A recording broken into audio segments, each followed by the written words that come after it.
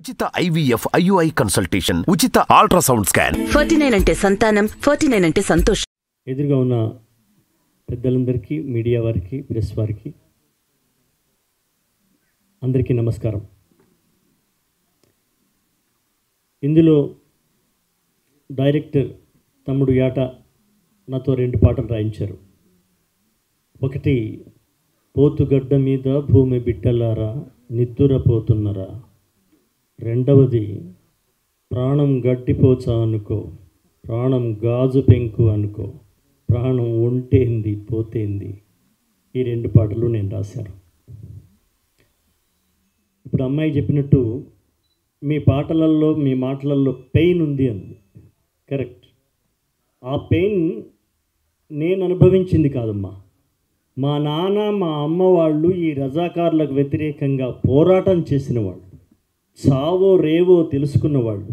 నైజాం రాజు చేత మా నాన్న మీద సూట్ అండ్ సైట్, కనబడితే కాల్చివేత అనే ఉత్తర్వుకు గురైనటువంటి ప్రజాకవి సుద్దాల హనుమంతు, జానకమ్మ మా అమ్మ ఇద్దరూ ఫ్రీడమ్ ఫైటర్స్. వాళ్ళు ఈ పోరాటంలో పాల్గొన్నారు, లక్కీగా బతికారు. కాబట్టి వాళ్ళిద్దరినీ ఫ్రీడమ్ ఫైటర్స్గా భారత ప్రభుత్వం కూడా గుర్తించింది.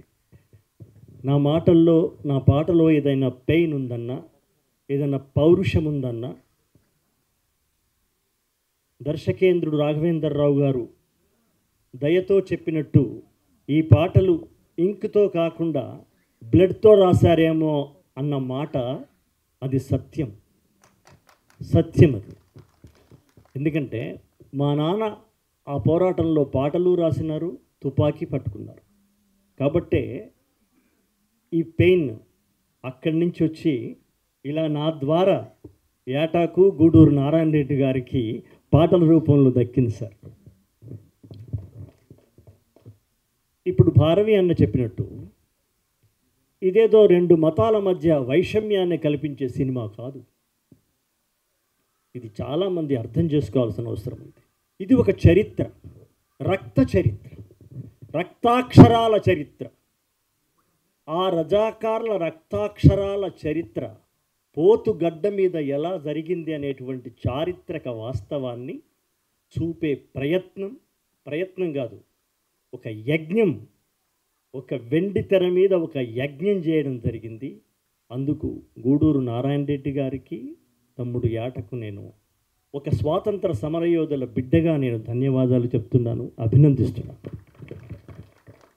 ఇది 2 మతాల మధ్య వైషమ్యం కాదు అని దానికి ఏంటంటే, రజాకార్లు అనగానే రజాకార్లలో హిందువులు కూడా ఉన్నారు. అల్లూరు సీతారామరాజును కాల్చిన బ్రిటిష్ సైనికులలో భారతీయులు ఉన్నట్టే రజాకార్లలో కూడా పటాలంలో హిందువులు ఉన్నారు.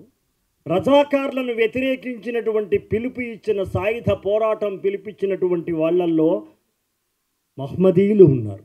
అసలు సాయుధ పోరాటాన్ని ప్రకటించిన 3 రావి నారాయణ రెడ్డి గారు, బద్దం ఎల్లారెడ్డి గారితో పాటు మగ్దుం మొహియుద్దీన్ అనే ఒక మహాకవి కూడా ఆ యుద్ధం ప్రకటించిన వాళ్ళల్లో ఉన్నాడు. ఆయన గొప్ప కవి, స్వాతంత్ర సమర యోధుడు.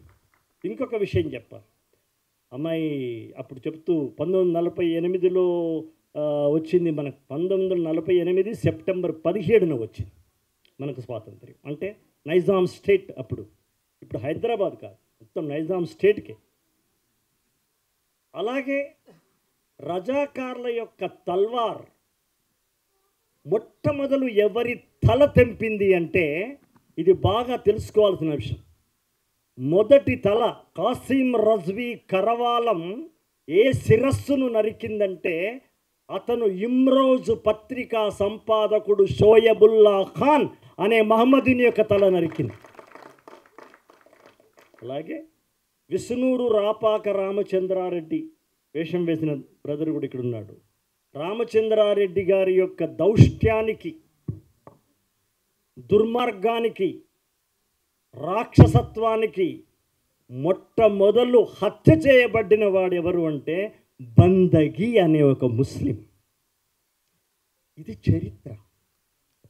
ఇదేదో చాలామంది పుకార్లతో మాట్లాడుతూ ఉంటారు రెడ్డి గారు. ఇదేదో విడదీసేటట్టుగా చేస్తున్నారు. కాదు, అది కానే కాదు. ఇది చరిత్ర. 500 సంస్థానాలను విడివిడిగా ఉన్న రాజ్యాలను ఏకం చేసినటువంటి మహనీయుడు, మహానుభావుడు ఎవరన్నా ఉన్నారంటే ఇది ఓన్లీ 1 పర్సన్, సర్దార్ వల్లభాయ్ పటేల్. ఇది సత్యం.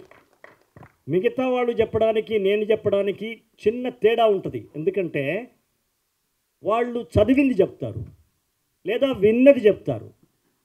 బట్ నేను మా అమ్మ నాన్న కన్నది, అనుభవించినది, పోరాడిన సంగతి చెప్తున్నాను. కాబట్టి నేను చెప్పే మాటల్లో ఒక సత్యం, ఒక నగ్న నిజం, ఒక రక్త సత్యం ఉందని ఈ సందర్భంగా నేను తెలియజేస్తూ, ఇందులో 2 పాటలు రాయడం అనేది ఒక చారిత్రకమైనటువంటి అవకాశంగా నేను భావిస్తున్నాను.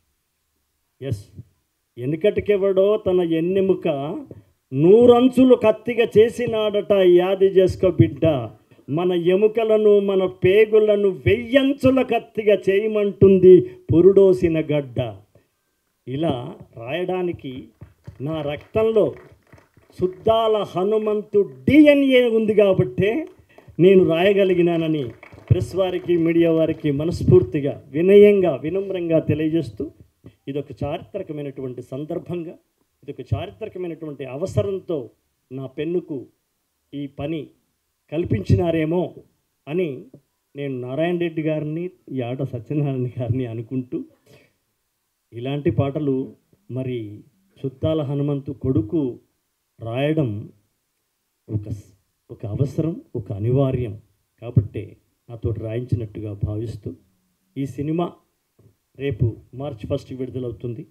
ఇది కేవలం సెన్సేషన్, సంచలనం మాత్రమే కాదు, అది అనేక లక్షల కోట్ల మంది ప్రపంచవ్యాప్తంగా, దేశవ్యాప్తంగా చూసి కనక వర్షంగా కూడా మారాలని ఈ సందర్భంగా తెలియజేస్తూ అభినందిస్తున్నాను.